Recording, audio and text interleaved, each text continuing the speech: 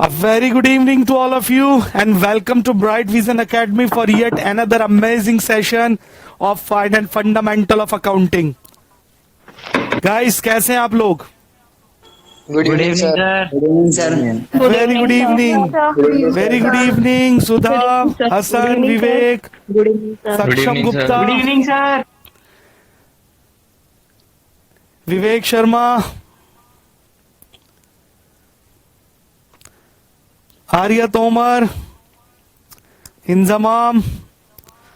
चलिए guys, a very good evening to all of you. और as you know, आज हमारा टॉपिक है depreciation, a very important topic for the exam, right? तो guys, अभी हम मेन टॉपिक कवर अप कर रहे हैं. वैसे सीक्वेंस में तो आना चाहिए था journal entry, ledger, trial balance, but I know ये चैप्टर बहुत सिंपल है, बहुत इजी है, बट इसलिए हम उन्हें बाद में कवर अप करेंगे. ठीक है भाई? तो अभी हम स्टार्ट करेंगे मेन टॉपिक. तो आज हम कवर करेंगे डेप्रिसिएशन और इन नेक्स्ट लाइव सेशन हम कवर करेंगे द वेरी इंपॉर्टेंट बीआरएस, ठीक है, and rectification of errors, right? और उसके बाद we talk about journal, ledger, trial balance, that you must be knowing all that. ठीक है, very good evening Sakshi, Tanisha, Shivam, very good evening. Vivek sir, आप all subject के chapter लेने वाले हो या बिफोर 2 जैन? सिद्धि, हाँ, कोशिश करेंगे कि हम मैक्सिमम सिलेबस कवर कर सके. ठीक है जी, 2 जैन से पहले we try level best to cover the entire syllabus if time permit. Nishan Prajapati, very good evening. Vandana Sharma, very good evening sir. Very good evening Vandana. चलिए गाइस, काफी हो गया टाइम, अब हम आज का सेशन स्टार्ट करते हैं. तो गाइस, एज यू नो, आज का हमारा चैप्टर है depreciation. Examination point of view से काफी इंपॉर्टेंट है और काफी आसान है. चलिए गाइस, शुरू करते हैं. What basically we mean by depreciation. आइए लेट स्टार्ट. तो जैसे आप चेक पर कर पा रहे हैं, डेप्रिसिएशन. गाइस, डेप्रिसिएशन क्या होता है ये हम चर्चा करेंगे, बट उससे पहले गुड न्यूज ये है कि सर हमारे सिलेबस में डेप्रिसिएशन के केवल 2 ही मेथड्स हैं. एक स्ट्रेट लाइन मेथड और एक डिमिनिशिंग बैलेंस मेथड, जिसको आप WDV भी कहते हो. सर वैसे तो डेप्रिसिएशन के अलग अलग काफी सारे मेथड्स होते हैं, बट हमारे सिलेबस में हमारे इंस्टीट्यूट ने केवल और केवल 2 मेथड रखे, स्ट्रेट लाइन एंड WDV. आइए गाइस, शुरू करते हैं कि डेप्रिसिएशन बेसिकली होता क्या है और हम डेप्रिसिएशन क्यों चार्ज करते हैं. ठीक है, जैसे कि आप लोग देख पा रहे हैं, पहला वर्ड कि जो डेप्रिसिएशन है वो एक लैटिन वर्ड से ड्राइव किया गया है. ये बिल्कुल स्टार्टिंग है डेप्रिसिएशन की. क्लियर है? तो मैंने पहली लाइन क्या बोली, फिर से सुनेंगे गाइस. जो डेप्रिसिएशन है वो एक लैटिन वर्ड से निकाला है और वो लैटिन में शब्द होता है डेप्रीटियम. आप चेक कर सकते हैं, डेप्रीटियम.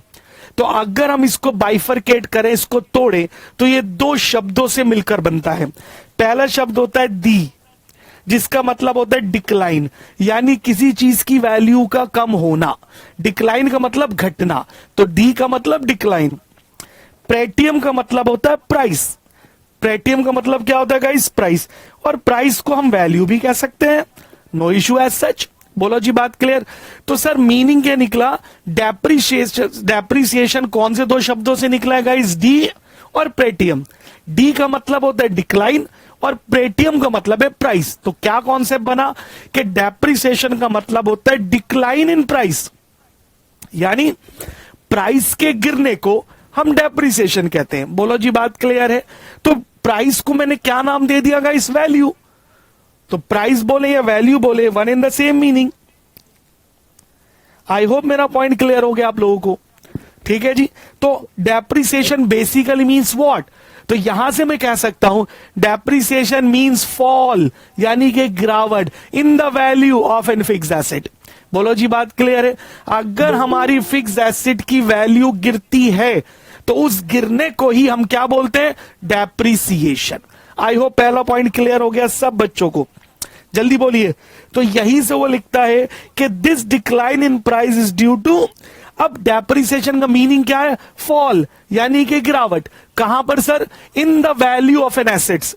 एक एसेट्स की वैल्यू में आने वाली गिरावट को हम डेप्रिसिएशन बोलते हैं। बोलो जी, बात क्लियर? तो सर एसेट्स की वैल्यू क्यों गिरती है? व्हाई? तो आंसर इज वेरी सिंपल। पहला, कांस्टेंट यूज। आप किसी भी एसिड्स को लगातार यूज करते रहेंगे तो वो एसिड घिसनी शुरू हो जाएगी, उसका लुक खराब होना शुरू हो जाएगा। तो डेफिनेटली जब हम उसे बाजार में बेचने जाएंगे गाइस, तो वो कम रेट में बिकेगी। That is called depreciation. जैसे अब जिन लोगों के पास बाइक्स वगैरह है, कार है, उन्हें पता होगा, तो जब आपने नई बाइक खरीदी शोरूम से, तो वो कितनी ज्यादा चमक रही थी एकदम, बट कंटिन्यूअसली धीरे धीरे आपने उसे यूज करा, तो आप उसकी कंडीशन धीरे धीरे खराब होनी शुरू हो गई। क्लियर हो गई बात? तो अगर हम किसी एसिड्स को कांस्टेंट मतलब नॉन स्टॉप कंटिन्यूअसली यूज करें, तो उससे भी उसकी वैल्यू गिरती है। That is also called depreciation. I hope यहां तक पॉइंट क्लियर है। फिर आगे बोला वियर एंड टियर, जिसके ये इंग्लिश फ्रेज है, जिसका मतलब होता है टूट जाना, फूट जाना। क्लियर है? आप बाइक चला रहे हैं, एक्सीडेंट हो गया, कार चला रहे हैं, उसका थोड़ा सा एक्सीडेंट हो गया, उस पर स्क्रैचेस पड़ गए, उसका बोनट टूट गया, तो इन सब से भी उसकी वैल्यू क्या होती है? गिरती है। बोलो क्लियर है? तो यहीं से कॉन्सेप्ट क्या निकला कि sir depreciation is the gradual. तो डेप्रिसिएशन क्या है? ग्रेजुअल का मतलब होता है स्लो, धीरे धीरे होने वाला, एंड परमानेंट डिक्रीज। और परमानेंट डिक्रीज होती है, यानी एक बार वैल्यू गिर गई तो गिर गई, वो दोबारा बढ़ती नहीं, नामुमकिन है, बहुत रेयरेस्ट ऑफ द रेयर होता है कि एसिड्स की वैल्यू बढ़ रही है। ठीक है जी? In the value of an assets, किसी भी एसिड्स की वैल्यू में। और सावधान गाइस, यहां एसिड से मेरा मतलब क्या है? Fix acid. You must be knowing that depreciation केवल फिक्स एसिड पर लगता है, करंट एसिड पे डेप्रिसिएशन नहीं लगता। तो बोलो जी, बात क्लियर? तो डेफिनेशन क्या निकली कि depreciation is the gradual, slow. Gradual का मतलब होता है धीरे धीरे। क्लियर है? एंड परमानेंट डिक्रीज, और परमानेंट मतलब स्थायी, एक बार हो गई तो वैल्यू गिर गई। Clear? In the value of an acid from any cause, किसी भी कारण से। बोलो जी, बात क्लियर है? तो अगर किसी एसिड्स की वैल्यू में ग्रेजुअल और परमानेंट गिरावट आती है, तो हम उसको बोलते हैं डेप्रिसिएशन। तो गाइस, इस पूरे पैरा में हमें सिर्फ डेप्रिसिएशन का मीनिंग बताने की कोशिश की गई है। आई होप मेरा पॉइंट यहां तक क्लियर हो चुका है। बोलो जी, बात क्लियर है? आइए आगे बढ़ते। ठीक है जी, चलिए। अब सर हमारा AS6 जो है वो डील करता है डेप्रिसिएशन पर, लेकिन आपको पता है आज की डेट में एस खत्म हो गया, उसकी जगह इन डेज आ चुके हैं। क्लियर है? तो फाउंडेशन में सिर्फ स्टूडेंट को बताने के लिए कि सर वो कौन सा एस था जो डेप्रिसिएशन में डील करता था, अकाउंटिंग स्टैंडर्ड 6। अब आप सुनेंगे और फिर भूल जाएंगे इसे। अरे बोलो क्लियर है? क्योंकि अब हमारे यहां फॉलो होते हैं इन डेज, इंडियन अकाउंटिंग स्टैंडर्ड्स। बोलो जी, बात क्लियर है? तो मान लो अगर कोई एग्जामिनर पुराना सवाल उठा के डाल दे और वो पूछे, हाँ जी बताओ कौन से एएस में डेप्रिसिएशन कवर्ड होता है, तो व्हाट विल यू से? AS6। ठीक है जी, आइए आगे बढ़ते हैं। तो गाइस जल्दी से आप मुझे बताओ what is depreciation. Point clear हो गया? हाँ जी सर, क्लियर हो गया कि डेप्रिसिएशन मींस फॉल या decrease in the value of an assets. Clear? एक एसिड्स की वैल्यू में आने वाली गिरावट को हम क्या बोलते हैं? डेप्रिसिएशन बोलते हैं। I hope point very much clear now. Come on everybody. चलिए, अब आता है सर आखिर किसी एसिड्स की वैल्यू में गिरावट क्यों आती है, उसके प्राइस में वैल्यू क्यों गिरती है, उसका क्या कारण है? तो हम इसको बोलते हैं कॉजेज ऑफ डेप्रिसिएशन। कि डेप्रिसिएशन के क्या क्या कारण होते हैं। हम उन्हें दो पार्ट में डिवाइड करते हैं, इंटरनल कॉजेज, एक्सटर्नल कॉजेज। सावधान, ये आपको बहुत अच्छे से याद करना पड़ेगा, लर्न करना पड़ेगा।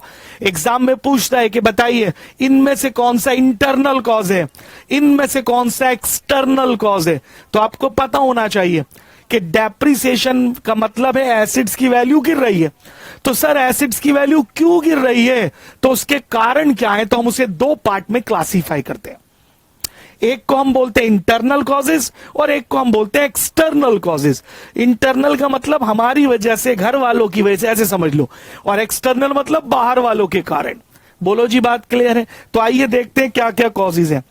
तो पहला होता है इंटरनल कॉजेज, ठीक है जी, और दूसरा होता है एक्सटर्नल कॉजेज। ठीक है, तीसरा होता है टाइम, और चौथा होता है एबनॉर्मल अक्रेंस। क्लियर है? तो अगर कोई मुझसे पूछता है, कौन पूछेगा? एग्जामिनर पूछेगा कि भाई डेप्रिसिएशन के क्या कारण होते हैं, तो मैं बोलूंगा सर 4 मुख्य कारण होते हैं। पहला इंटरनल कॉजेस, दूसरा एक्सटर्नल कॉजेस, तीसरा टाइम, और चौथा एबनॉर्मल अक्रेंस। आइए, यहां तक पॉइंट समझ में आ गया? ओके सर, इंटरनल कॉजेस में 2 आते हैं, wear and tear and depletion. Wear and tear and depletion. Wear and tear का मतलब होता है टूट जाना, फूट जाना। भाई आप अपनी बाइक, अपनी कार लेकर जा रहे थे, एक्सीडेंट हो गया, गाड़ी स्लिप हो गई, स्क्रैचेस पड़ गए, टूट गई हेडलाइट वगैरह, whatever could be the reason. बोलो जी, बात क्लियर है? तो ये आपकी अपनी गलती से हुआ है ना, तो इसको हम बोलते हैं इंटरनल कॉजेस। तो पहला इंटरनल कॉजेस कौन सा होता है गाइस? वेयर एंड टियर, टूटना फूटना। दूसरा होता है डिप्लीशन। सर डिप्लीशन का मतलब होता है आप किसी एसिड्स को लगातार यूज किए जा रहे हो, तो एक समय आएगा वो इसकी वैल्यू धीरे धीरे कम होने लगेगी, तो उसको हम बोलते हैं डिप्लीशन। क्या बोलते हैं गाइस? डिप्लीशन। बोलो जी, बात क्लियर है? और ये डिप्लीशन आमतौर पर यूज होता है वेस्टिंग एसिड्स के लिए। कौन सी एसिड्स के लिए भाई? Wasting acid. तो व्हाट इज वेस्टिंग एसिड्स?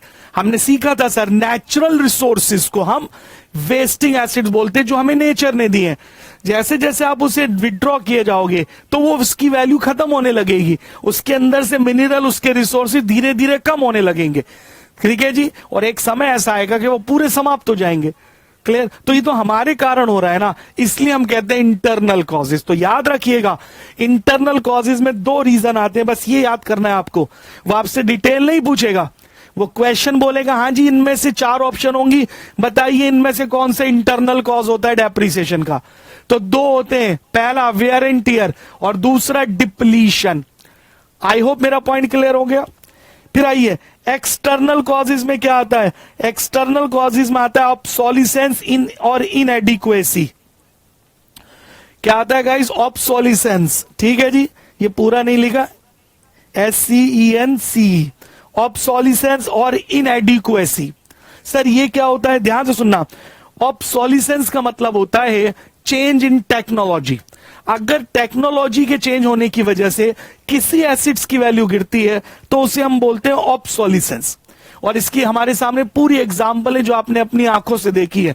क्या? जब नए नए हमारे देश में मोबाइल लॉन्च हुए थे तो कीपैड वाले मोबाइल थे, इतने छोटे छोटे से। यस और नो? क्लियर? और आज उसको किसने चेंज कर दिया? टच फोन ने।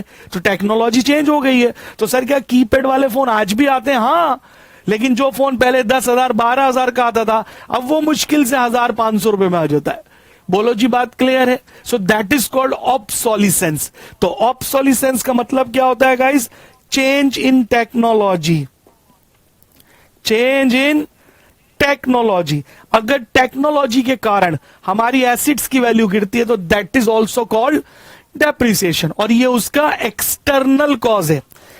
अगला आता है गाइस इनएडिक्वेसी। इनएडिक्वेसी का मतलब क्या होता है? इसका मतलब ये होता है कि किसी चीज का पर्याप्त मात्रा में ना होना, उसे हम बोलते हैं इनएडिक्वेसी। फॉर एग्जांपल, मेरे यहां प्रोडक्शन होती है मशीन से, जितनी प्रोडक्शन में डेली करता हूं उसके लिए 2 मशीनें होनी चाहिए, बट प्रॉब्लम यह है कि सेकंड मशीन मेरे पास है नहीं, तो मैं एक ही मशीन को 2 बार डबल शिफ्ट में चलाता हूं। बोलो जी, बात क्लियर है? तो गाइस वो मशीन ज्यादा घिसेगी। भाई आप उसे उसी कैपेसिटी से डबल यूज कर रहे हो तो उसका डेप्रिसिएशन ज्यादा लगेगा, उसकी वैल्यू बहुत जल्दी बाजार में क्या होगी? कम हो जाएगी। सो दैट इज कॉल्ड डेप्रिसिएशन। तो एक्सटर्नल कॉजेज में 2 हुए, ऑब्सोलिसेंस और इनएडिक्वेसी। मतलब 2 मशीनों का काम मैं एक मशीन से ले रहा हूं, तो यार वो तो जल्दी खराब होगी ना, उसकी घिसावट ज्यादा होगी, और जब मैं उसे बाजार में बेचने जाऊंगा तो वो बहुत कम वैल्यू में सेल होगी। आई होप यहां तक क्लियर है। तो जल्दी से इंटरनल रीजन में कौन कौन आते हैं? कम ऑन एवरीबॉडी। तो पहला आएगा वियर एंड टियर, ये आपको याद होना चाहिए बाय हार्ट। और दूसरा आता है डिप्लीशन। एक्सटर्नल में क्या आते हैं? 2। कौन कौन से? ऑब्सोलिसेंस, ठीक है, और इनएडिक्वेसी। फिर उसके बाद आता है टाइम, इसको हम बोलते हैं फ्लक्स, EFFLUX, समय का बीतना। आप जानते हैं जैसे जैसे समय बीतता है एसिड्स की वैल्यू क्या होती है? कम होने लगती है। बोलो जी बात क्लियर। फॉर एग्जाम्पल आज आपने कार खरीदी 2021 में, एकदम चमचमाती हुई कार, बिल्कुल नई, शोरूम से अभी निकाली है, उसे पूरी तरह से पैक करके अपने गोडाउन में रख दिया, आपने उसे आधे घंटे के लिए भी नहीं चलाया। जब आप उसे 1 साल बेचने जाओगे, 1 साल बाद बेचने जाओगे, तो मुझे सोच के जवाब देना, क्या 2022 में वो उसी रेट में बिकेगी जितना रेट 2021 में था? क्लियर, उससे ज्यादा में बिकेगी? अरे सर क्या बात कर रहा हूं, कम में बिकेगी, क्योंकि मॉडल चेंज हो गया है। क्लियर है सर, कार तो बिल्कुल ब्रांड न्यू है, मैंने तो अभी चलाई तक नहीं है उसे, फिर भी समय के साथ वैल्यू क्या होती है एसिड्स की? कम होती है। जैसे जैसे समय बीतता है वैसे वैसे एसिड्स की वैल्यू कम होती है। बोलो जी बात क्लियर है? तो उसे भी हम क्या बोलते हैं? डेप्रिसिएशन। आई होप मेरा पॉइंट क्लियर है। उसके बाद आता है guys abnormal. Abnormal occurrence. Abnormal occurrence का मतलब होता है एक्सीडेंट वगैरह हो गया। क्या हो गया गाइस? एक्सीडेंट हो गया। क्या जी? एन एक्सीडेंट हो गया, फायर, आग लग गई, natural calamity damage the service. Clear है? या फिर कोई आसमानी, क्लियर है, ऊपर से आसमान से कोई आफत आ गई जिसको आप बोलते हो नेचुरल कैलेमिटी, और उसने आपकी एसिड्स को बर्बाद कर दिया। बोलो जी बात क्लियर है? So that is called abnormal occurrence. I hope मेरा पॉइंट यहां तक समझ में आ गया। तो गाइस ध्यान से सुनिएगा। तो डेप्रिसिएशन के 4 मुख्य कारण होते हैं, इंटरनल, एक्सटर्नल, टाइम और एबनॉर्मल अक्रेंस। आई होप यहां तक पॉइंट बिल्कुल क्लियर है। कम ऑन एवरीबॉडी, किसी को कोई question so far and so on? No sir. चलिए आइए अब आगे बढ़ते हैं। सर डेप्रिसिएशन कौन कौन सी एसिड पे लगता है? जैसे मैंने बोला डेप्रिसिएशन सारी फिक्स एसिड पे लगता है with the exception of land. ये आप बचपन से जानते हैं, बचपन यानी 11वीं क्लास। लैंड एक ऐसी एसिड से गाइस जिसके ऊपर हम डेप्रिसिएशन नहीं लगाते, क्योंकि लैंड की वैल्यू हर बार बढ़ती है। सर बिल्डिंग पे डेप्रिसिएशन लगता है? हाँ, बिल्डिंग पे डेप्रिसिएशन लगता है। बोलो कॉन्सेप्ट समझ में आ गया? तो सर जितनी भी फिक्स एसिड्स हैं, सावधान, चाहे वो टेंजिबल हो चाहे वो इंटेंजिबल हो, क्लियर, दोनों पे डेप्रिसिएशन कैलकुलेट होता है और चार्ज करते हैं। सर टेंजिबल कौन सी होती है? जिसे आप छू सकते हैं, देख सकते हैं, जिसका एक शेप होता है, एक साइज होता है, एक कलर होता है, they are called tangible. Fixed asset, clear है, बिल्डिंग हो गई, फर्नीचर हो गई, क्लियर है। इंटेंजिबल में क्या आता है sir? Copyright, trademark, patent, goodwill, clear. तो डेप्रिसिएशन सारी एसिड पे लगता है जो फिक्स एसिड है, एक्सेप्ट व्हाट? लैंड। इस बात को आप ध्यान में रखेंगे। सर क्या करंट एसिड पे डेप्रिसिएशन लगता है? Answer is no. I hope यहां तक मेरा पॉइंट क्लियर हो गया है। चलिए आगे बढ़ते हैं। अब गाइस कुछ स्पेशल शब्द हैं जो यूज होते हैं और वो आपसे इसके बारे में प्रश्न पूछेगा। ये होता है, पहला शब्द आया सर अमोर्टाइजेशन। क्लियर है कि अमोर्टाइजेशन क्या होता है? तो बस इतना याद रखना है कि सर अगर इंटेंजिबल एसिड्स की वैल्यू गिरती है, अगर इंटेंजिबल एसिड्स की वैल्यू गिरती है तो उसे अमोर्टाइजेशन कहते हैं। ये क्या होता है सर? इंटेंजिबल मतलब जो मैंने अभी बताया, which can not be seen, which can not be touch, which do not have a shape, size और कलर, उसको हम बोलते हैं इंटेंजिबल। तो उसने बता दिया कौन कौन सी, goodwill, trademark, patent are written off. बोलो जी बात क्लियर है? सो उसको हम क्या बोलते हैं? अमोर्टाइजेशन। तो आपसे क्वेश्चन ऐसे पूछेगा, the term amortisation is use in respect of, कि अमोर्टाइजेशन जो है वो यूज होता है किसके लिए? नीचे ऑप्शन लिखी होगी, बिल्डिंग, फर्नीचर, प्लांट, गुडविल। तो बस आपको राइट क्लिक करनी है। तो याद रखिएगा अमोर्टाइजेशन का हिंदी में मतलब याद रखिए कि सर जो इंटेंजिबल एसिड्स होती है ना, अगर उनकी वैल्यू गिरे तो उसे हम अमोर्टाइजेशन बोलते हैं। I hope point is very much clear. आइए नेक्स्ट आता है सर डिप्लीशन। डिप्लीशन, तो ये जो वर्ड है डिप्लीशन, ये हमेशा नेचुरल रिसोर्सेज के लिए आता है। किसके लिए आता है गाइस? नेचुरल रिसोर्सेज, या जिसको हम बोलते हैं वेस्टिंग एसिड्स। क्या कहते हैं? Wasting acid. सर ये वो एसिड से जो नेचर ने हमें दी है, क्लियर है? तो अगर उनकी वैल्यू कम हो रही है तो that is called depletion. Sir वो कौन सी होती है? माइंस। आपको पता है माइंस, चाहे वो कोयले की खान हो, चाहे पत्थर की खान हो, चाहे हीरे की हो, चाहे सोने की हो। बोलो जी बात क्लियर? आप कोयले की खान में आपने पहले कोयला भरा है, अब आप निकाल रहे हो। अरे सर हमने थोड़ी भरा है, वो तो नेचर ने हमें दिया है। हमने बचपन में पढ़ा था 8-9 की साइंस में कि फॉसिल फ्यूल्स, क्लियर है, जब प्लांट एनिमल्स मर जाते हैं तो करोड़ों सालों में केमिकल रिएक्शंस होते हैं और वो कोयला बन जाते हैं। ऐसा साइंस ने माना है। अरे बोलो जी क्लियर? तो ये नेचर ने हमें दिया, हमने थोड़ी बनाए। बोलो बात क्लियर है? तो अगर माइंस की वैल्यू कम होगी तो वो डेप्रिसिएशन है, पर उसे किस नाम से पुकारा जाएगा? डिप्लीशन। ठीक है जी। देन ऑयल वेल, तेल के कुएं। बोलो जी बात क्लियर? तो आप मुझे बताओ क्या आपने उनमें तेल भरा है कि पहले तेल भरो बाद में जब आवश्यकता होगी निकाल लेंगे? नहीं सर, नेचर ने हमें ऑयल वेल्स दी हैं। क्लियर है? क्वारीज, पत्थर की कानें जिसमें से पत्थर निकलता है, ग्रेनाइट वगैरह। ठीक है जी। सैंड पिट्स, मट्टी के गड्ढे। तो आपने देखा होगा भाई जो रेत आती है, बदरपुर आता है जिसको आप बालू कहते हो, तो ये नेचर ने हमें दिया है। क्लियर और नॉट? सीमेंट नहीं दी नेचर ने, वो तो फैक्ट्रीज में बनती है। क्लियर है? आपने सुना होगा अंबुजा सीमेंट, इसमें जान है। क्लियर है? तो बात समझ में आ गई? तो ये जितने भी चीजें, ये सब नेचुरल रिसोर्सेज हैं जो नेचर ने हमें दिए। तो जब आप इन्हें कंटिन्यूअसली यूज करते जाओगे तो एक समय आएगा ये समाप्त होंगे, तो इनके समाप्त होने को बोलते हैं वेस्ट। क्लियर? इसीलिए इन सबको बोला जाता है वेस्टिंग एसिड्स। और जब इनकी वैल्यू गिरती है तो that is technically called depletion. I hope यहां तक पॉइंट क्लियर हो गया सब लोगों को।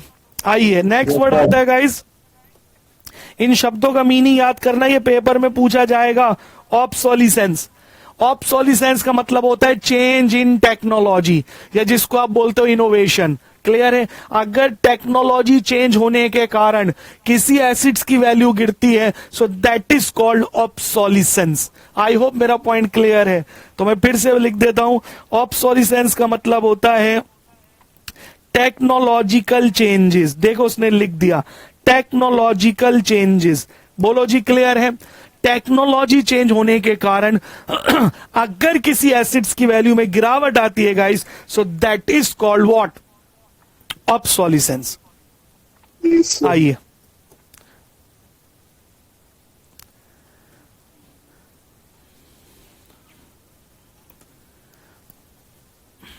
देखते जाएंगे बहुत ध्यान से।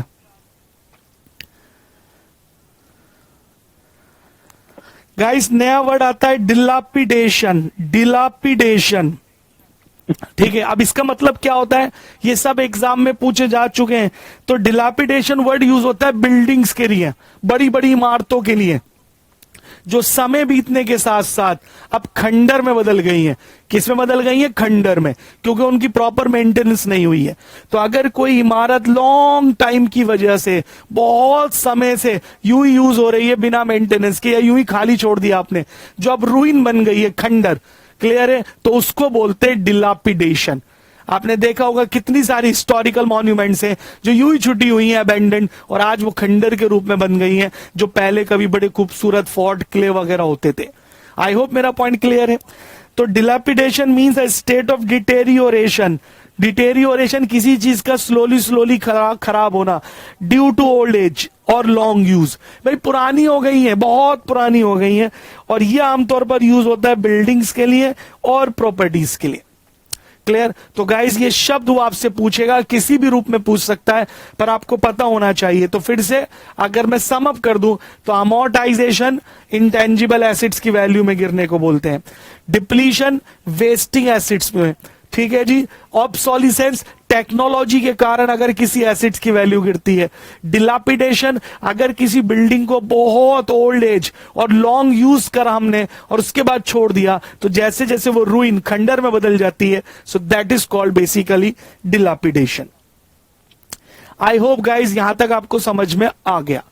कहीं कोई दिक्कत है तो you are most welcome to ask, आप मुझसे पूछ सकते हैं। चलिए, तो गाइज हमने कॉजेस पढ़ ली डेप्रिसिएशन की। कम ऑन एवरीबॉडी, आइए। सर। Yes sir.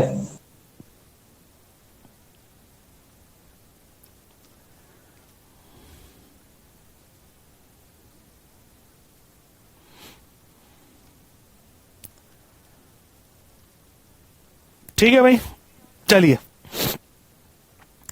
अब आप मेरे साथ साथ देखेंगे हमें डेप्रिसिएशन के केवल दो मेथड स्टडी करने, एक स्ट्रेट लाइन मेथड और एक WDV मेथड। तो बस मैं इन दोनों मेथड को डिस्कस करता हूं थोरली और ये चैप्टर हमारा समाप्त हो जाएगा। पूरा पेपर MCQ बेस्ड है, तो आपसे कोई लेजर बनाने के लिए नहीं आएगा कि मशीन अकाउंट बना के दिखाइए। क्लियर है, ऐसा कुछ नहीं होने वाला। क्लियर, तो आइए शुरू करते हैं। तो आप लिखिए मेरे साथ साथ, देखते जाएंगे। सर जो पहला मेथड होता है उसको हम बोलते हैं straight line method. Straight line method, या फिर हम इसको नाम देते हैं fixed installment method. Fixed installment method, या फिर इसको बुलाया जाता है एक और नाम से, और वो क्या है गाइस? ओरिजिनल कॉस्ट मेथड, और शॉर्ट में हम इसे बोलते हैं SLM। हाँ जी, क्या आप लोग देख पा रहे हैं मैंने क्या लिखा? Come on everybody, straight line method, fixed instalment method, original cost method, और शॉर्ट में एग्जामिनर भी क्या यूज करता है? SLM। ठीक है, अब सुनना बहुत ध्यान से। सर इस मेथड की क्या विशेषताएं? इसकी दो मेन विशेषताएं। पहला, इस मेथड में हर साल डेप्रिसिएशन एक ओरिजिनल कॉस्ट ऑफ मशीन या एसिड्स पे लगता है। पहली बात, फिर से मैं रिपीट करता हूं, स्ट्रेट लाइन मेथड की विशेषता क्या है गाइस? इसमें डेप्रिसिएशन हर साल किस पर लगता है?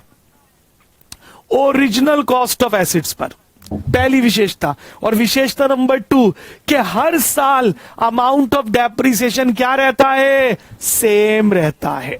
बोलो जी, बात क्लियर? तो वो आपसे ऐसे पूछेगा, बताइए वो कौन सा मेथड है जिसमें डेप्रिसिएशन का अमाउंट हर साल सेम रहता है?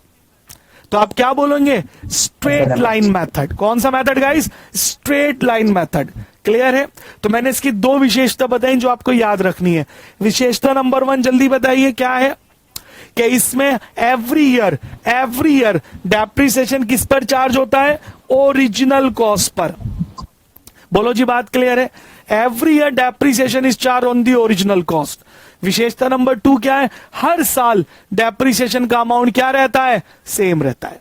बोलो जी, बात क्लियर है? फॉर एग्जाम्पल, अब आप यहां देखेंगे बहुत ध्यान से। फॉर एग्जाम्पल, हमने एक मशीन खरीदी, ध्यान से देखेंगे गाइस, उसकी ओरिजिनल कॉस्ट है, मान लेते हैं 1 लाख रुपए, और उस पे जो रेट है डेप्रिसिएशन का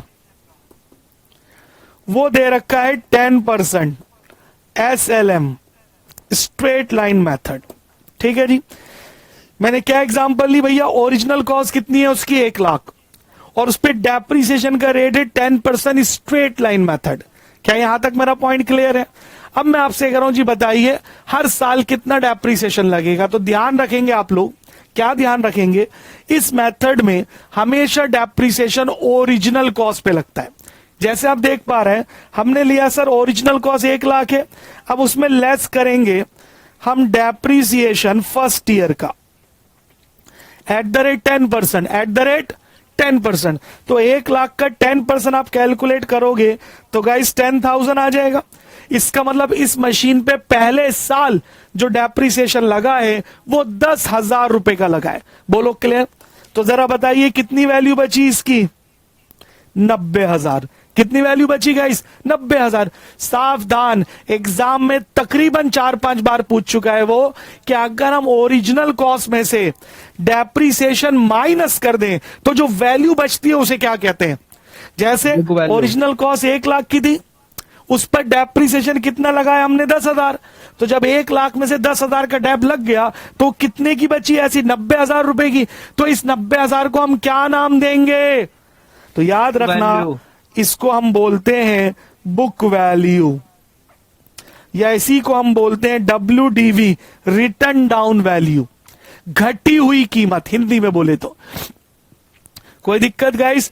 तो ये क्वेश्चन एग्जाम में कई बार पूछा जा चुका है कि सर अगर ओरिजिनल कॉस्ट में से मैं डेप्रिसिएशन माइनस कर दूं तो जो बची हुई वैल्यू है उसे किस नाम से पुकारते हैं? तो द राइट आंसर इज, आप उसे या तो बोलेंगे बुक वैल्यू या फिर आप उसे बोलेंगे WDV, यानी कि रिटर्न डाउन वैल्यू। जल्दी बोलिए गाइस, यहां तक मेरा पॉइंट क्लियर हो गया। तो मैंने ओरिजिनल कॉस्ट ली 1 लाख की, उस पे 10 का डैप लगाया, तो आज वो वैल्यू 90,000 की है। इसका क्या मतलब है? इसका मतलब ये, मेरी बुक के अनुसार अगर आप 1 साल बाद इस एसिड्स को बेचने जाते हो तो 90,000 की ये बिक जाएगी। सर हमने इसे नहीं बेचा, क्लियर? आपको पता है फिक्स एसिड बेचने के लिए नहीं खरीदी जाती, हमने इसे अपने बिजनेस में यूज करा। तो जब पूरे साल यूज करा तो गाइस अब डेप्रिसिएशन लगेगा सेकंड ईयर का। कम ऑन एवरीबॉडी, अब हम सेकंड ईयर का डेप्रिसिएशन उस पे चार्ज करेंगे। तो जरा बताइए, ओरिजिनली तो उसकी बुक ओरिजिनल कॉस्ट 1 लाख है, बट आज उसकी मार्केट वैल्यू 90,000 है। तो क्योंकि एसिड 90,000 की है तो लॉजिकली तो डेप्रिसिएशन 90 पे लगना चाहिए। Answer is yes. लेकिन सावधान, स्ट्रेट लाइन मेथड की यही विशेषता है, वो ये कहता है हमें इससे कोई मतलब नहीं कि हमारी एसिड की मार्केट वैल्यू कितनी थी कितनी रह गई ना, आपको हर साल डेप्रिसिएशन किस पर लगाना है? ओरिजिनल कॉस्ट पे लगाना है। किस पे लगाना है गाइस? ओरिजिनल कॉस्ट पे। तो अगर मैं सेकेंड ईयर का डेप्रिसिएशन लूं तो मैं डेप्रिसिएशन किस पर लगाऊंगा? सर 1 लाख रुपए पे लगाऊंगा। तो फिर से 1 लाख का 10%, 10,000। अब बताइए बुक वैल्यू कितनी रह गई इसकी? 80,000।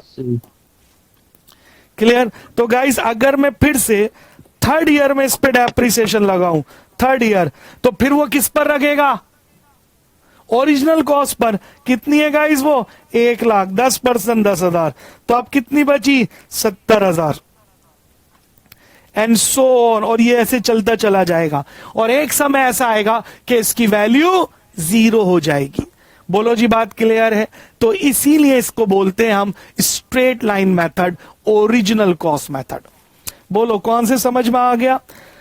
तो एक बार फिर से देख लीजिए, ओरिजिनल कॉस्ट क्यों बोलते हैं गाइस? क्योंकि हर साल डेप्रिसिएशन ओरिजिनल कॉस्ट पे लग रहा है।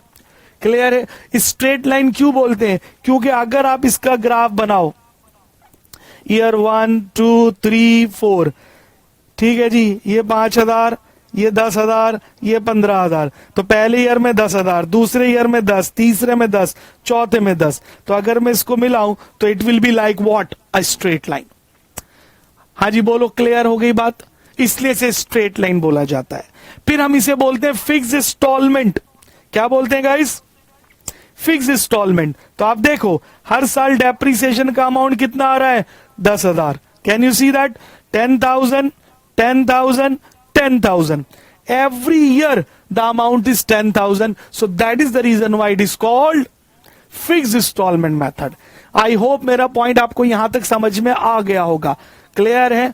तो वो क्वेश्चन इस तरह से पूछता है एग्जाम में कि आपको सारा क्वेश्चन देगा, इतने की मशीन है, इतने की खरीदी, इतने डेप्रिसिएशन है, वो बोलेगा 4th ईयर का डेप्रिसिएशन निकाल कर दिखाओ, 5th ईयर का डेप निकाल के दिखाओ। तो गाइस कुछ नहीं करना, आप बस पहले साल का डेप निकाल देना। क्लियर है? क्योंकि यहां हर साल डेप्रिसिएशन सेम होता है, इसलिए 4th 5th में भी क्या होगा? सेम ही होगा। आई होप यहां तक मेरा पॉइंट बिल्कुल समझ में आ गया, एकदम अच्छे से क्लियर हो गया। कोई डाउट है किसी को? No sir. रितु शर्मा,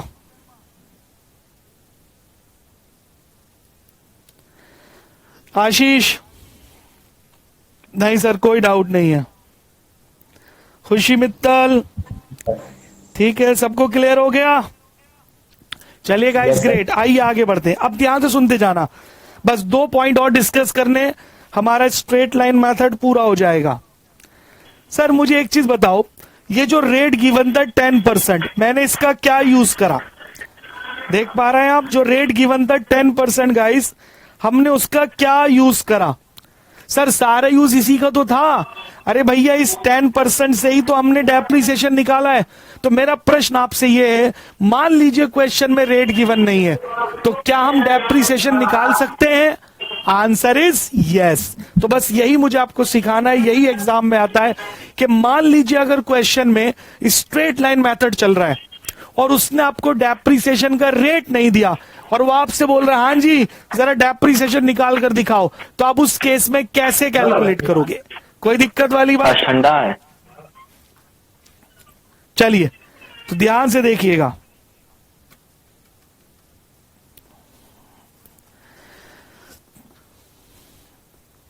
तो मैंने लिखा है in case rate of depreciation is not given. हाँ जी, अगर क्वेश्चन में डेप्रिसिएशन का रेट गिवन नहीं है तो गाइज एक फॉर्मूला है जिसकी हेल्प से हम सीधा डेप्रिसिएशन का अमाउंट निकाल लेते हैं, और वो डेप्रिसिएशन को जो अमाउंट निकलता है वो पूरे साल का निकलता है। किसका निकलता है गाइज? वो पूरे साल का। तो सर वो फॉर्मूला क्या है आप चेक कीजिए। Amount of depreciation is equal to, मैंने शॉर्ट में लिख दिया डीपी, तो DP basically means depreciation. Amount of depreciation is equal to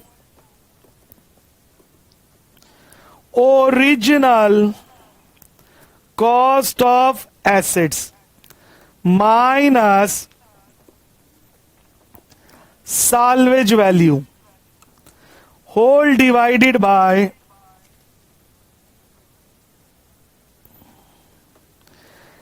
estimated useful life of the assets। हाँ जी गाइस, इस फॉर्मूले को आपको याद रखना है। You must remember the formula. क्या है फॉर्मूला? तो amount of depreciation is equal to original cost of assets minus salvage value divided by estimated useful life of the assets. ठीक है, जब आप इस फॉर्मूले को सॉल्व करोगे ना तो हमें डायरेक्ट अमाउंट मिल जाएगा डेप्रिसिएशन का, और वो पूरे साल का होगा। हाँ जी बोलो, पॉइंट क्लियर है? चलिए अब वन बाय वन इसको डिस्कस करते हैं। सर ये ओरिजिनल कॉस्ट का क्या मतलब होता है? What do we mean by original cost? ध्यान से सुनना। एसिड जो आपने खरीदी वहां से लेकर उसे यूज में लाने तक, एसिड खरीदने से लेकर यूज में लाने तक जितने भी खर्चे होते हैं हम उन सारे खर्चों को ऐड कर देते हैं। बोलो जी, बात क्लियर है? तो उसको जोड़ने के बाद जो वैल्यू आती है that is called original cost. क्या मेरी बात क्लियर है? जैसे मान लो हमने जो मशीन खरीदी वो 1 लाख की खरीदी, तो सर ये तो उसका परचेज प्राइस हो गया। सर फिर उसे मार्केट से फैक्ट्री तक लाने में हमने फ्रेट पे करा 20,000 रुपए का। फिर उस मशीन को हमने इंस्टॉल कराया जिसको आप बोलते हो इंस्टॉलेशन, वो हो गई 30,000 रुपए उसमें लगे। तो अगर मैं आपसे पूछूं guys what is the original cost of the machine, क्या आंसर देंगे आप मुझे? Come on. 1,50,000। सर सबको जोड़ दो तो 1,50,000 रुपए will be known as original cost of the machine. तो मैं क्या कह रहा हूं गाइस, मशीन खरीदने से लेकर यूज करने से पहले पहले जितने भी खर्चे होंगे वो सब उसकी कॉस्ट में जोड़ देना, तो उसके बाद जो आंसर आएगा उसे हम बोलते हैं original cost of the machine. बोलो क्लियर? अब यही बात याद रखनी है सर। सर सारे खर्चे जोड़ लें, हाँ, एक्सेप्ट 2 खर्चे हम मशीन की कॉस्ट में ऐड नहीं करते। क्यों नहीं करते सर? पहले सुनिए, उसमें पहला आता है इंश्योरेंस। तो guys insurance is never added to the cost of the machinery. और दूसरा आता है इंटरेस्ट। अगर आपने मशीन लोन लेकर ली है, ठीक है जी, तो उसको जो इंटरेस्ट आप पे कर रहे हो, जो इंस्टॉलमेंट आप भर रहे हो, इंस्टॉलमेंट में जो आप इंटरेस्ट दे रहे हो ना, so that is not included in the cost of machinery. इन 2 को छोड़कर, पहला क्या लिखा मैंने? इंश्योरेंस। दूसरा क्या लिखा गाइस? इंटरेस्ट। इन 2 को छोड़कर जो भी एक्सपेंडिचर है वो आप मशीन की कॉस्ट में ऐड कर देंगे। सर इनको क्यों छोड़ दें? ध्यान से सुनिए सर, ऐड करने का लॉजिक क्या है? लॉजिक ये है कि उन खर्चों को किए बिना आप मशीन को यूज नहीं कर सकते, इसलिए वो मशीन की कॉस्ट में ऐड हो जाते हैं। जैसे मैंने लिखा फ्रेट, अरे भैया मशीन इतनी भारी है, क्लियर है, 2 टन 5 टन की मशीन है, तो अपने सर पे थोड़ी लाएंगे उठाकर, तो उसे लाने के लिए हमें ट्रक टेम्पो को हायर करना ही पड़ेगा। उसके बिना हमारी मशीन फैक्ट्री से, हमारे मार्केट से हमारी फैक्ट्री में नहीं आएगी, और बिना फैक्ट्री में लाए हम उसे यूज नहीं कर सकते। तो इसलिए फ्रेट देना है, दिए बिना आप यूज नहीं कर सकते। फिर मशीन को इंस्टॉल कराना पड़ेगा, आपको प्रॉपर अपनी उसकी फिटिंग करानी पड़ेगी, तभी वो यूज होगी। ऐसा नहीं होता मशीन लाइट टेबल पे रखी ऑन कर दिया, ऐसा नहीं हो सकता। क्लियर? तो इंस्टॉलेशन के बिना भी मशीन हमारी यूज नहीं हो सकती। अब बताए इंश्योरेंस, सर ये तो रास्ते का किराया है, ये तो मशीन का इसलिए कि कोई एक्सीडेंट ना हो जाए, तो अगर मैं इंश्योरेंस नहीं दूं तो क्या मशीन यूज नहीं होगी? बिल्कुल हो सकती है। देन इंटरेस्ट, भाई इंटरेस्ट तो मैंने अपनी सुविधा की वजह से देना पड़ रहा है, कहने मशीन कैश में ना लेकर इंस्टॉलमेंट में खरीदी है। क्लियर है? तो मशीन तो मैं पूरी यूज कर रहा हूं। So that is the reason why इन दो एक्सपेंसेस को हम यूज नहीं करते। आइए, तो ओरिजिनल कॉस्ट कैसे निकालेंगे समझ में आ गया। अब आता है गाइस अगला वर्ड साल्वेज वैल्यू। पहली बात, इसे 4 नाम से पुकारते हैं। पहला नाम साल्वेज वैल्यू, दूसरा नाम स्क्रैप वैल्यू, तीसरा नाम रेसिडुअल वैल्यू, और चौथा नाम breakup value. Come on guys, फिर से 4 नाम। तो क्या क्या नाम है इसके? पहला बोलो, साल्वेज वैल्यू, दूसरा स्क्रैप वैल्यू, तीसरा residual value, and the fourth one is called what? Breakup value. हाँ जी बोलो, यहां तक समझ में आ गया सब लोगों को? कम ऑन एवरीबॉडी। चलिए, अब सर ये होता क्या है? अरे भैया मशीन की लाइफ समाप्त हो गई। आपको पता होना चाहिए कि जो मशीन हमने खरीदी है उसकी लाइफ कोई इनफाइनाइट थोड़ी है, अनंत काल तक थोड़ी चलेगी। क्लियर? 10 साल 15 साल, क्लियर है? उसके बाद इसकी लाइफ पूरी हो गई, तो आप क्या करोगे? भाई लाइफ पूरी होने के बाद मशीन हमें बार बार दुख देना शुरू करती है, ज्यादा बिजली खाती है, क्वालिटी खराब हो रही है प्रोडक्ट की, तो आपने कहा सर इसे बेच दो। तो जब मशीन की लाइफ पूरी होने के बाद हम उसे बाजार में बेच देते हैं जंक डीलर को, कबाड़ी को, तो गाइस उसको हम बोलते हैं कौन सी वैल्यू?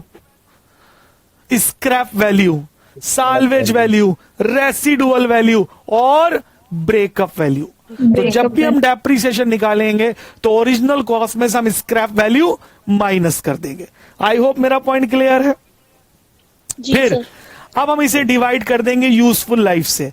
सर ये क्वेश्चन हमें बताएगा क्लियर के मशीन की लाइफ कितनी है, क्योंकि जो मैन्युफैक्चरिंग कंपनी होती है, क्लियर है, तो जब वो मशीन बनाते हैं तो उसके साथ लिखते हैं कि भाई ये 5 साल इसकी लाइफ है, 10 साल इसकी लाइफ है, 15 साल इसकी लाइफ है। So don't worry, that would be given in the question.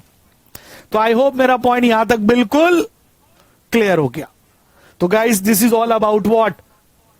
Straight line method. तो अगर डेप्रिसिएशन का रेट नहीं दे रखा तो आप इस फॉर्मूले से निकालेंगे। चलिए, अब कई बार क्वेश्चन हमसे कहता है सर रेट ऑफ भी निकाल कर दिखाओ। तो सर जो रेट हमें मिसिंग था, क्या वो भी निकाला जा सकता है? Answer is yes, we can also calculate the rate of depreciation. Clear है? सर वो कैसे आएगा डेप्रिसिएशन का रेट? बड़ी सीधी सी बात है, आप लेंगे अमाउंट ऑफ डेप्रिसिएशन जो आपने निकाला है फॉर्मूले से, और उसे डिवाइड कर देंगे। किससे डिवाइड कर देंगे?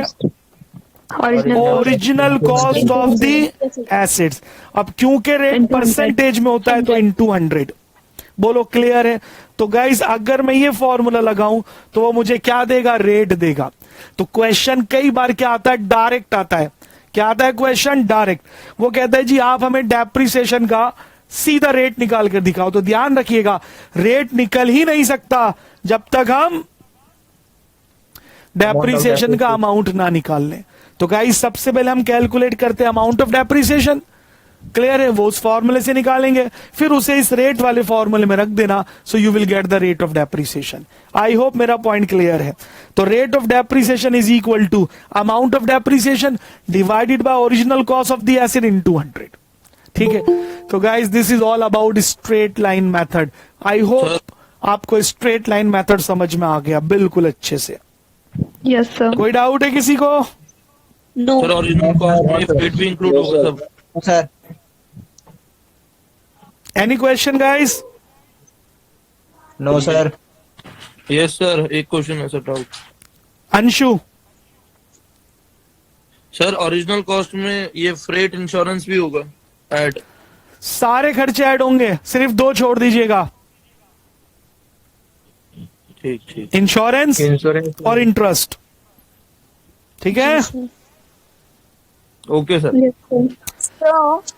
हाँ जी, स्क्रैप वैल्यू का आपने 5 ठुक नाम बताया, एक average value, breakup value, scrap value and residual value, और एक नहीं 4 नाम होते हैं, 4, 5 नहीं होते, 4। चार Salvage average value, value, breakup value, scrap value और रेसिडुअल वैल्यू। हाँ जी हाँ जी, ये 4 होते हैं। Salvage value, scrap value, residual value and breakup value. ठीक है जी, इनमें बड़ा चलिए। अच्छा, अब एक छोटी सी बात याद रखिएगा, डेप्रिसिएशन हमेशा क्लियर किसके अकॉर्डिंग लगता है गाइस? मंथ्स के अकॉर्डिंग। आपने जितने महीने डेप्रिसिएशन एसिड्स को यूज करा, आपको उतने मंथ का क्या देना पड़ेगा? डेप्रिसिएशन। जैसे मैंने एसिड खरीदी और उसे 5 महीने यूज किया बस, तो मैं डेप्रिसिएशन 5 मंथ का निकालूंगा। मैंने एसिड खरीदी पूरे साल यूज किया, तो डेप्रिसिएशन पूरे 1 साल का। क्लियर है guys? So this is what all about depreciation. I hope यहां तक क्लियर हो गया। आइए Yes, sir. आगे बढ़ते हैं। सर। तो गाइज हमारा अगला मेथड आता है जिसको हम बोलते हैं WDV, written down value method. इसको भी 3 नाम से पुकारा जाता है। पहला रिटर्न डाउन वैल्यू मेथड, दूसरा diminishing balance method, diminishing balance method, तीसरा Reducing balance method. Reducing Balance method. Instalment method. हाँ जी गाइस, तीसरा क्या आता है हमारे पास?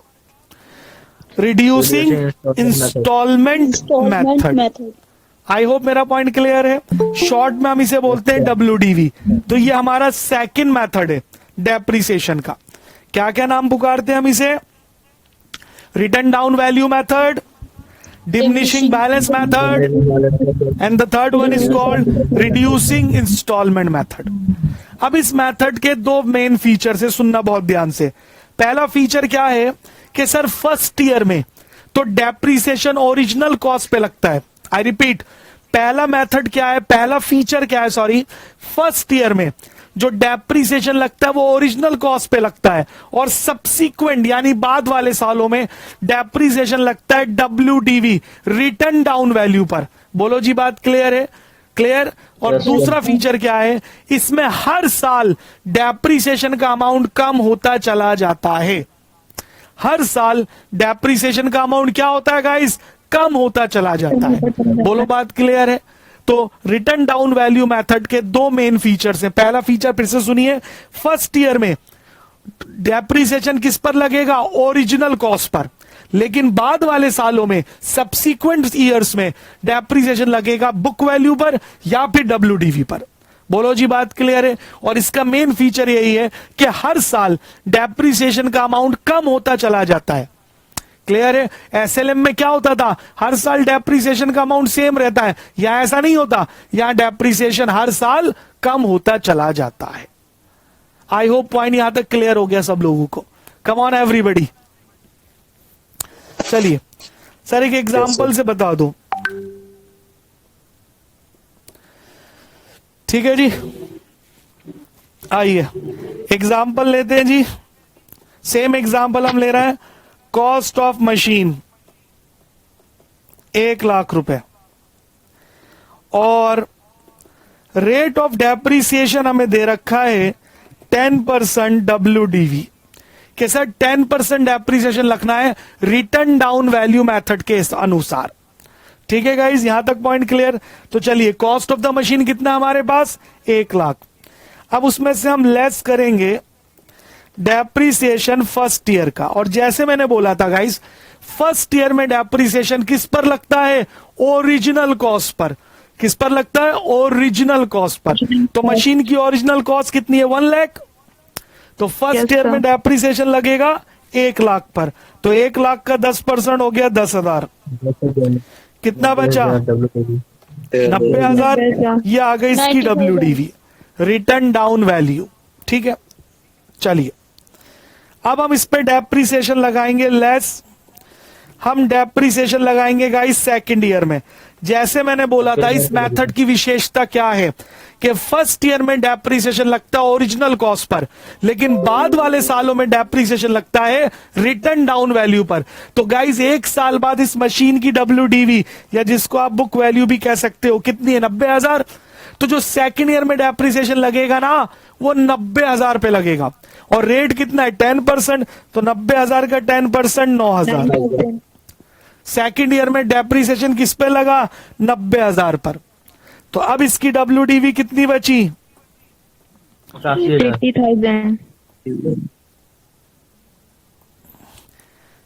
81,000। हाँ जी बोलो, क्लियर है। अब हम फिर से इस पे डेप्रिसिएशन लगाएंगे थर्ड ईयर में पूरे साल का। तो बताइए थर्ड ईयर में डेप्रिसिएशन किस पर लगेगा, कम ऑन, 81,000. 81,000 पे लगेगा। किस पर लगेगा विवेक, 81,000. 81,000 का 10%, 8,100। बोलो क्लियर है। Yes sir. तो Yes, sir. कितने की बची, 72,900। मतलब 3 साल बाद इसकी WDV आ गई 72,900 एंड सो ऑन, और ऐसे ही चलता चला जाएगा। याद रखना इसमें कभी भी एसिड्स की वैल्यू 0 नहीं होती। क्लियर है बात। तो गाइस इस मेथड को हम क्या बोलते हैं, रिटर्न डाउन वैल्यू मेथड। ठीक है जी।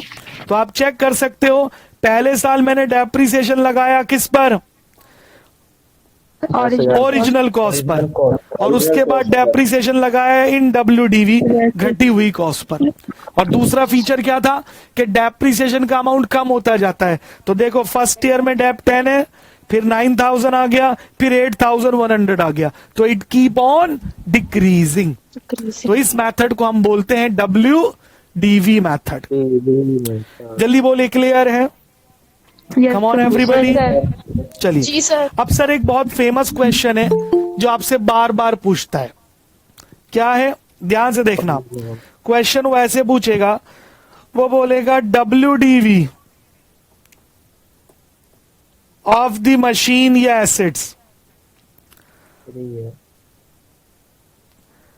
WDV ऑफ द मशीन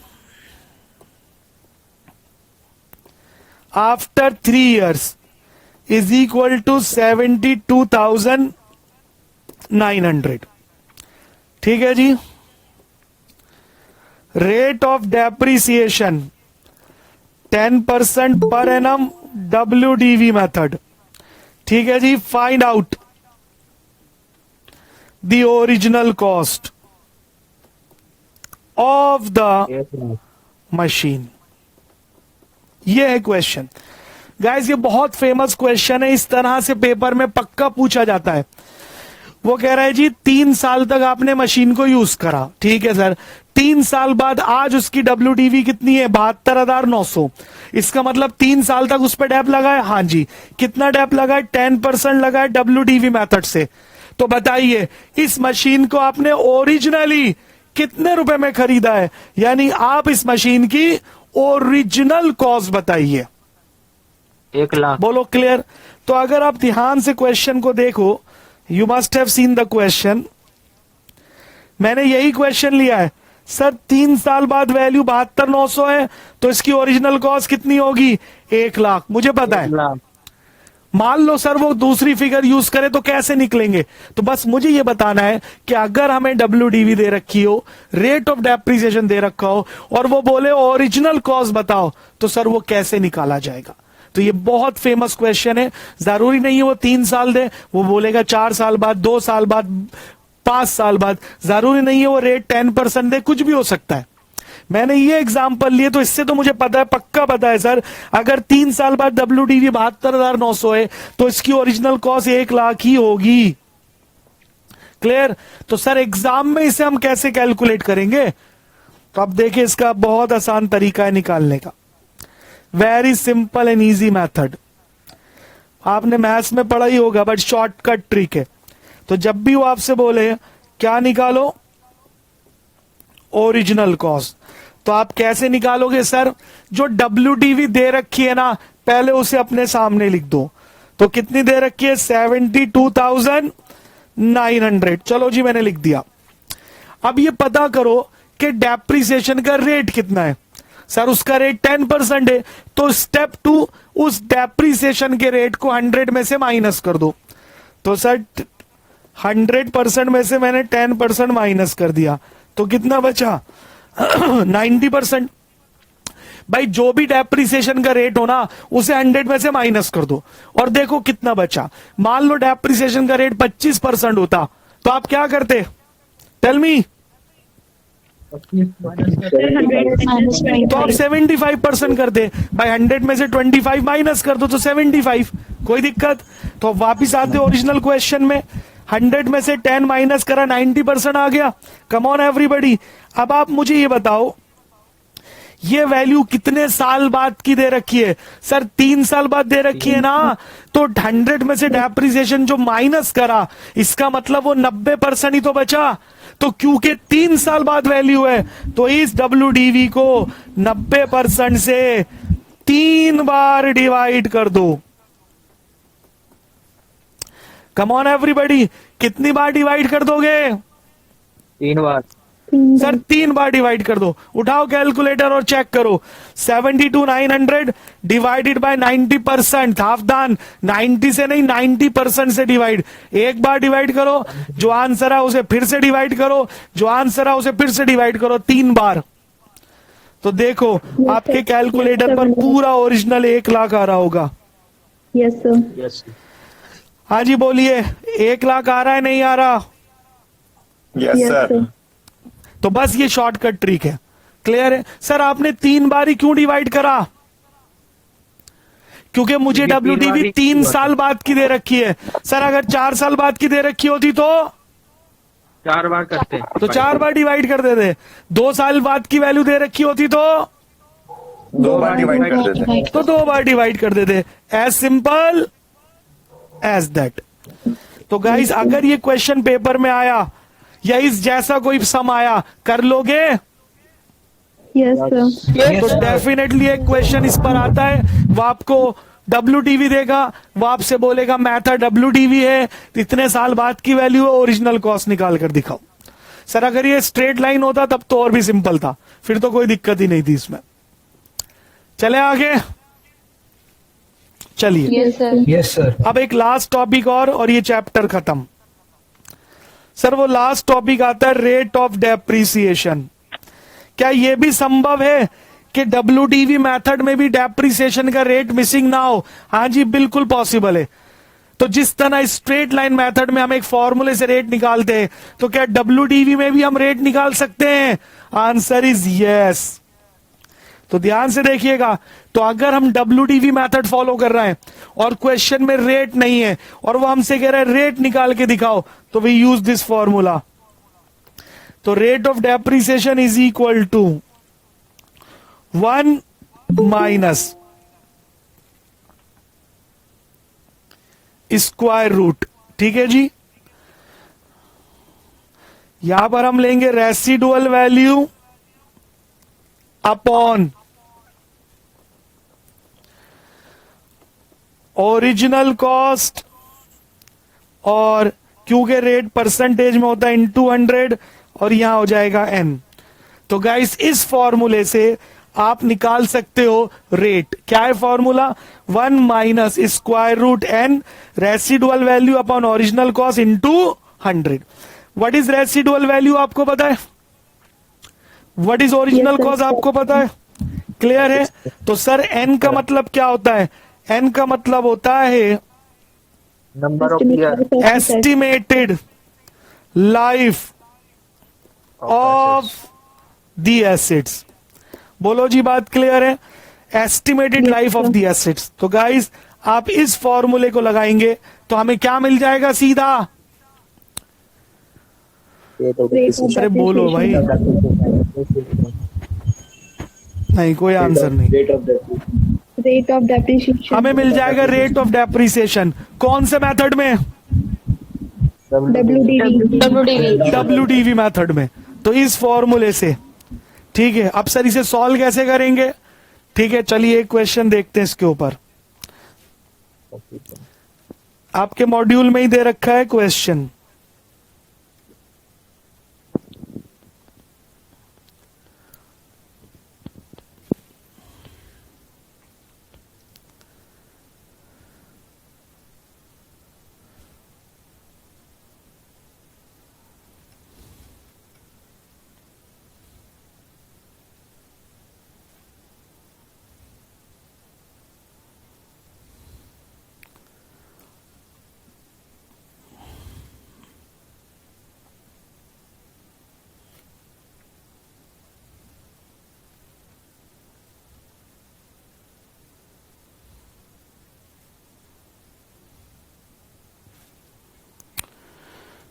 चलिए, यहां पर वो मिस हो गया, कहां चला गया, कोई बात नहीं, मैं आपको बता देता हूं वो क्वेश्चन क्या है। क्वेश्चन ये है, दिस इज द क्वेश्चन, ठीक है जी। जो प्लांट है उसकी कॉस्ट दे रखी है 16,000, ध्यान से देखिएगा।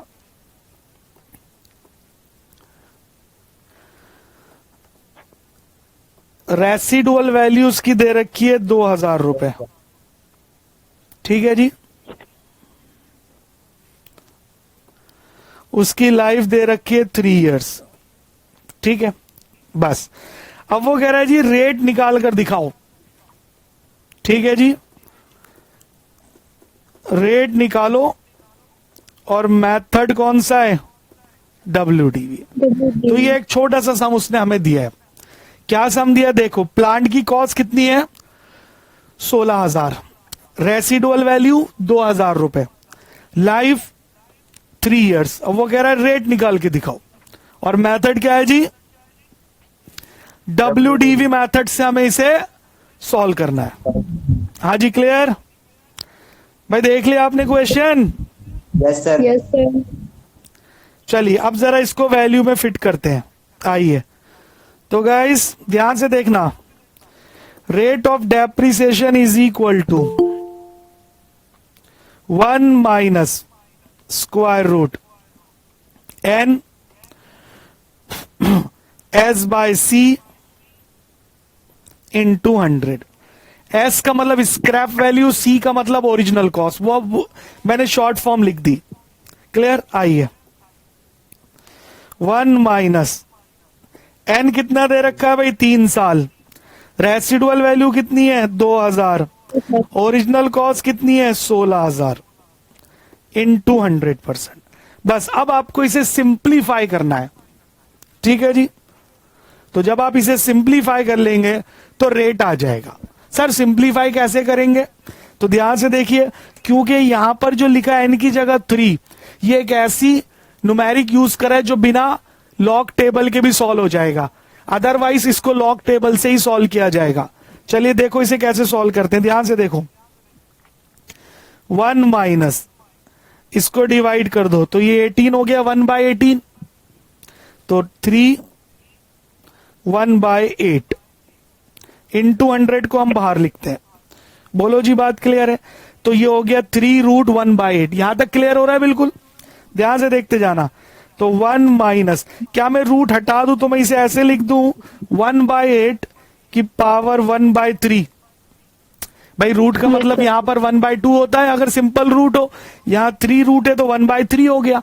कम ऑन एवरीबॉडी, आपने Yes, पढ़ा sir. भी होगा मैथ्स में, ठीक है। देखते जाइए, मैं सिर्फ यही वाला सॉल्व करा रहा हूं क्योंकि यही सॉल्व हो सकता है, वरना तो हमें फिर मैथमेटिकल चीजें यूज करनी पड़ेंगी।